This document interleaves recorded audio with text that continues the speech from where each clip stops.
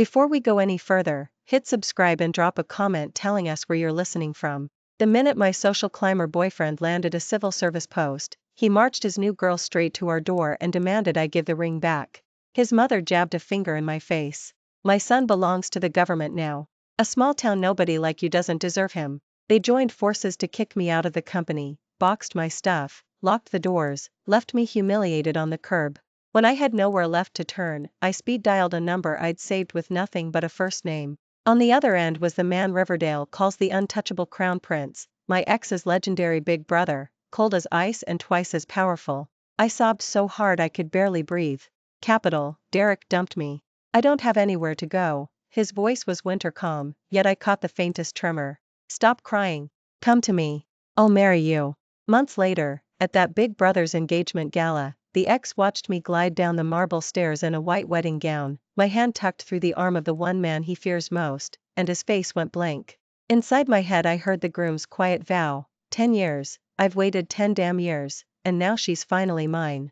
I was ladling lotus seed soup into a ceramic tureen when Derek kicked the door in with a designer label girl on his arm. The pot leapt on the burner, scalding broth splashed over my knuckles, a white-hot sting. Serena, get out here. The tone was one I'd never heard from him, brittle, impatient, already finished with me. I turned the flame off, wiped my hands on a towel, and stepped into the living room. He stood there, and beside him a woman tilting her chin like a peacock displaying fresh plumage. Who is she? I asked. Before Derek could answer, a colder shadow muscled in, his mother, Derek. Derek shouldered me aside and beamed at the stranger. Oh, Lily, come in, it's scorching outside. I'll cut you some fruit. She neave. Or even glanced my way. I might as well have been oxygen. I curled my fingers into my palms, forcing the nausea down, and locked my eyes on Derek's face. What exactly is this, Derek? He finally looked at me, disgust, distance, done. Serena, we're through. Through? A laugh ripped out of me. We're getting engaged next month. You picked the venue, remember? Engagement's off. Flat, final. I'm with Lily now. The woman, Lily, daughter of Derek's boss, gave a sugary giggle and fastened herself to his elbow. Zayu, tell her fast, I hate dramatic scenes. You heard her, Derek said. Don't stalk us after this. Piece by piece my heart slid into a deep freeze. We'd been together since sophomore year, 5 years. I'd shared a 12-foot studio, choked on instant noodles for 3 straight months, scraped together every dollar so he could afford prep classes for the civil exams. When he launched his startup, I emptied my savings account to bankroll the incorporation papers. Now that he'd landed the secure government job everyone envies, his first order of business is booting the woman who held him up when he couldn't stand. Explain why, I whispered, voice shaking. Derek hawked and jabbed a finger like a blade. Why? You dare ask why? My son is a government man now, on the state payroll. You're a hillbilly with no degree, no connections, pure dead weight on his career. Who begged me to cough up her life savings so he could take those exams? My eyes burned crimson. That pocket change? He'll earn that in a week now. Consider it a donation to a lost cause.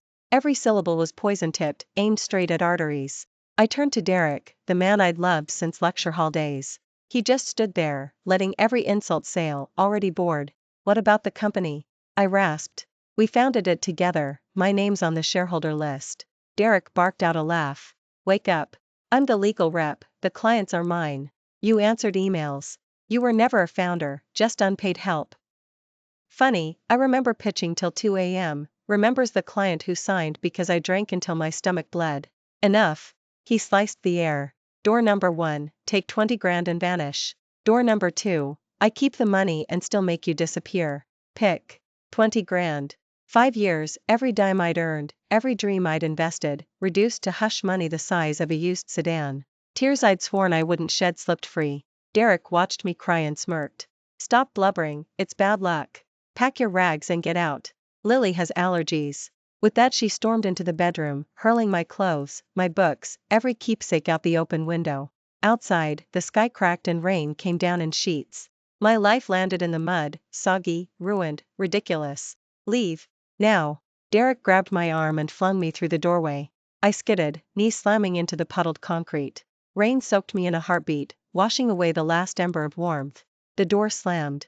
On the other side I heard laughter. Derek, the girl, a toast to their bright future.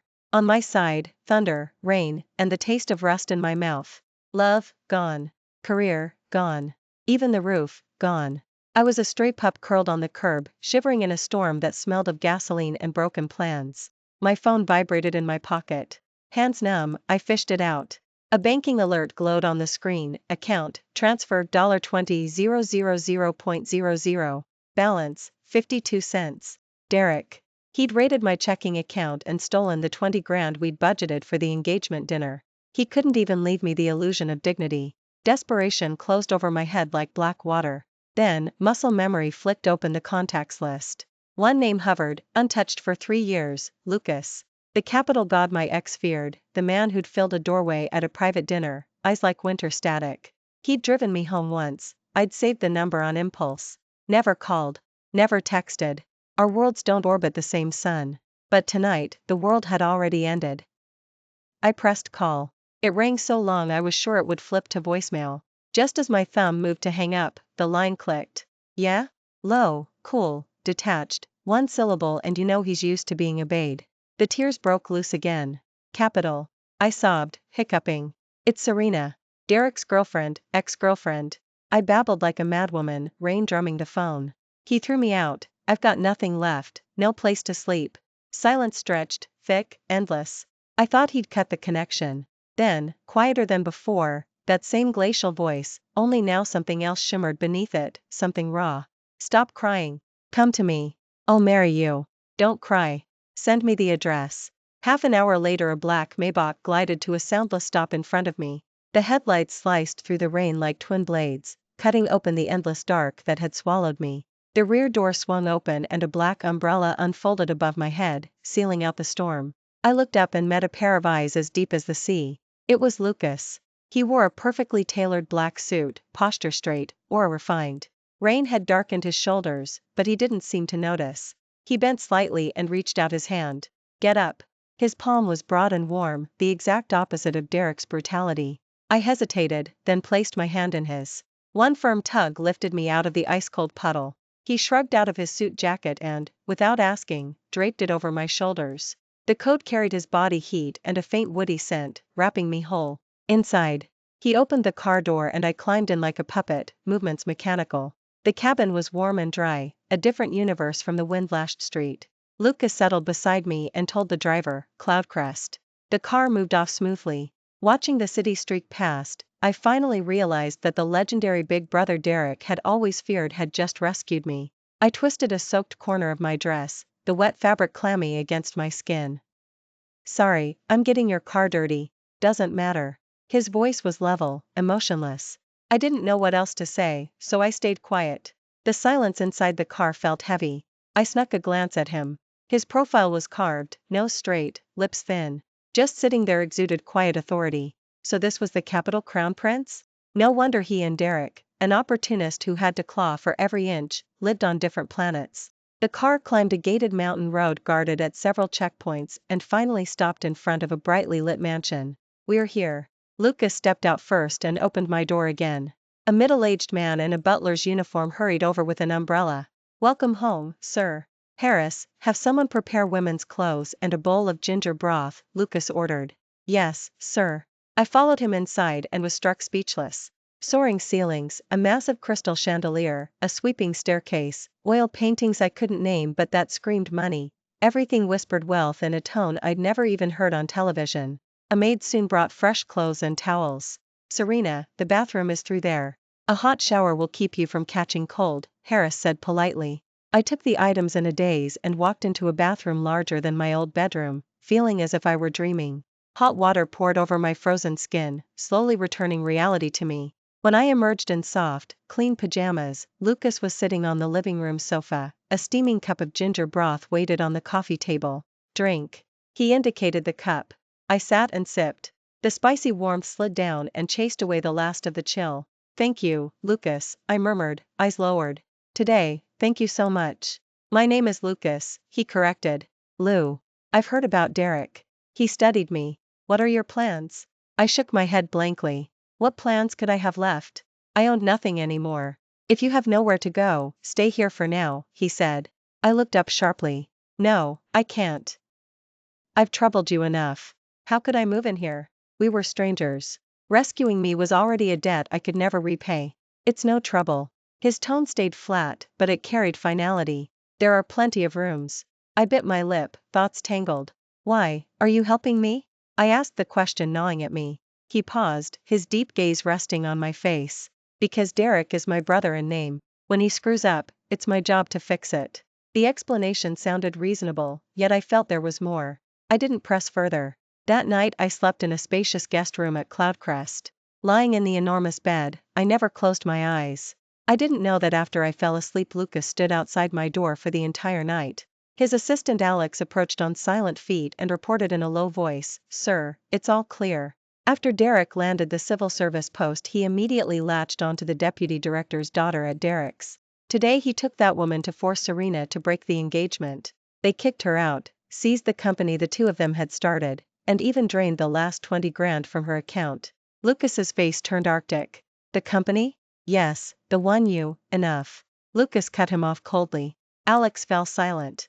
After a long moment Lucas spoke again, voice like winter steel. Show Derek what a limitless future looks like. Yes, sir. And by the Skyline office in South. Alex blinked. Sir, that's the company Derek and Serena started. Lucas didn't answer. He kept staring at the closed door, storms no one else could read swirling behind his eyes. He had meant to let her be happy. He watched her give everything to Derek, watched her pour her heart into that man. He even used his own connections to bankroll Derek's startup so her smile could stay bright. He thought he could go on watching quietly, guarding from the shadows. Instead he got a phone call soaked in tears and felt 10 years of composure collapse in a heartbeat. He decided the waiting was over. I woke early the next morning. Stepping out, I found Lucas already dressed, reading the paper at the dining table. A lavish breakfast covered every inch of the surface. You're up. Come eat. He folded the paper and greeted me. I sat opposite him, uneasy. Lucas, I wanted to say I couldn't freeload, that I had to move out soon. After breakfast I'm taking you somewhere. He saw right through me and cut me off. I swallowed the words and ate in silence. When we finished, his driver had the car waiting. I followed him in, puzzled. We zigzagged through downtown and finally stopped in front of an office tower. Out. I trailed him inside and up to the 18th floor. The elevator doors parted to reveal a stylish design firm. The receptionist spotted Lucas and sprang up. Good morning, Lucas. He nodded and led me straight through. The farther we walked, the stranger I felt. The layout was identical to the Skyline office Derek and I had shared. Then I saw the corner office at the end. That was my office. The desk I'd designed with my own hands, the bookcase I'd hunted down in a flea market, the chubby little succulent I'd nursed for months, everything sat exactly where I'd left it. Stunned, I spun around to face Lucas. What is Skyline? I bought it. He stated it as casually as announcing the weather. From today on, it answers to Serena, not Derek. My mind went blank. He'd bought the whole company? The legal rep has already been switched to you. He held out a folder. From now on, this place is yours to run. My fingers trembled as I took it. The black print on white paper stung my eyes. Legal representative, Serena why? I looked up, heat pricking my eyes. Why are you doing this? I told you, he owed you. Lucas's gaze was bottomless. I'm just setting the score straight. This is too much. I can't accept it. I tried to hand the folder back. It's not a gift. He didn't take it. It's what you deserve. If it makes you feel better, call it a loan. Want your flues? Pay me back with interest. Pay him back? How could I ever? If you want Derek laughing at you, convinced you can't survive without him, go ahead, refuse. His words hit me like ice water. Right. Why should I refuse? This was mine by right. The way Derek humiliated me, tossed me out like trash, I wouldn't forget. Okay. I hugged the folder to my chest. I accept. Thank you, Lucas. I won't forget this. Fight rekindled in my eyes. Lucas studied me, something like relief flickering across his face. This is only the start, he said. To really stand steady, you've got a lot to learn. From then on, my calendar was packed. Lucas flew in Capital's best tutors.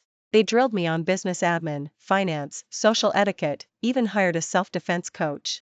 A girl needs to protect herself, he said. I soaked knowledge up like a dried sponge. Days were lessons, nights were spent at the office. I rebranded the firm Linton, rising above the clouds, reborn from ashes. I fired every leftover loyal to Derek and hired sharp, hungry kids straight out of top schools. Lucas gave me total freedom, never second-guessing a call. Yet he was always there. When I pulled an all-nighter on a pitch, hot supper arrived without a word. When a deal stumped me, he'd slice through the knot with one sentence. Before my first solo client meeting, sweaty-palmed, he simply pressed a voice recorder into my hand. Insurance. That recorder saved the day when the client tried to backtrack, sealing the crucial contract. I finally saw he wasn't spoon-feeding me, he was teaching me to survive this brutal arena, to become a woman strong enough to stand beside him. He'd returned my dignity, my spine, my chance at a new life. And the heart Derek shattered? Under his quiet care, it mended, and then, terrifyingly, began to race for him. My career rocketed. With Lucas watching my back, Linton landed several blockbuster projects and became the name on everyone's lips. I was no longer the timid assistant trailing Derek. I was President Serena, cool, decisive, dazzling under conference room lights. Meanwhile, Derek's world caved in. The secure government job he'd bragged about suddenly wasn't so secure. The cushy desk at Derek's? Not for him. The grindstone shifts? Always his. The promotion he'd counted on went to a junior with half his tenure. He confronted his almost father-in-law, the section chief, and got a pat on the shoulder. Young man needs grindstones, not shortcuts. He came home to Lily's tantrums. Dad told me, your spot went to someone useful. I must have been blind to pick you. Look at you. Compare that to Lucas. And your ex? Runs her own firm, headlines everywhere. You dumped a phoenix thinking it was a pheasant. Every word stabbed. How could that country girl have morphed into a powerhouse? And Lucas? A hunch gnawed at him, every recent misfortune traced back to the big brother he both feared and envied. Regret set in. He started calling, texting. Serena, I messed up. Forgive me? Let's start over. I left her. Are you sleeping with him? Can't wait to hop beds, huh? I laughed at the spiral from begging to slander, then blocked every number. I had no time. Linton's first solo brand launch was days away. My team and I had poured our souls into it. Lucas opened his contact list. Every major paper, every industry titan received an invite. He personally vetted the run-of show. Night before 0 hour, I was triple-checking lighting cues when he walked in carrying a thermos of my favorite lotus seed soup. Don't burn out. He pressed the warm container into my hands. Tomorrow you just step up and take the applause. Under the office lights, his eyes were soft enough to drown in. My heart skipped. Lucas. I seized the moment, saying his full name for the first time. Yeah? When this is over, I need to tell you something. He smiled, first time I'd seen it, like spring after an eternal winter. I'll wait. Launch day. I strode onto the dais in a strapless I'd gown of my own design, spotlights blazing. Below, press and power players packed the rows. I laid out Linton's vision and collection, watched gazes sharpen into admiration, and knew, I'd made it. Applause exploded. In the front row sat Lucas, pride and something deeper shining in his eyes. Then, from the corner of my vision, I spotted someone who shouldn't be here, Derek. Wrinkled suit, lurking near the exit, stare glued to me. Shock, resentment, and a raw, demented regret twisted his face. My stomach lurched, something bad was coming. The MC stepped up, declared the launch a smash, and opened the floor to the press. Then Derek burst from the corner like a madman, shoved the guard aside, and sprinted for the stage. Serena, he screamed. You bitch. Who do you think you are? Who gave you the right to live like this?